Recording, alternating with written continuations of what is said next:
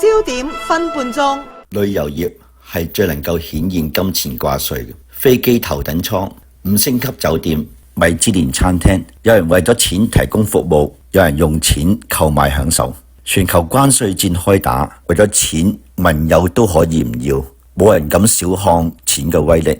其實世界上最貧窮嘅人係冇盼望嘅人。最近我坐飛機到達芝加哥，飛機已經停好咗啦，但機門卻因為故障打唔開，全機嘅乘客暫時被困咗10幾分鐘。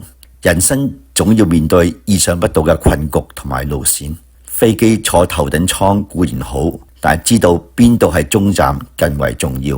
我哋都知道自己從邊度出發，只有信耶穌嘅人確實知道自己永恆嘅歸宿。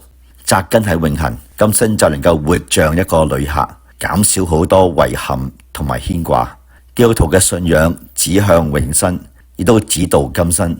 相信明天會更好，必須喺好多嘅不確定中揾到肯定。肯定喺困苦患難中，上帝仍會賜福；肯定喺禱告未蒙應允嘅時候，上帝仍係可信。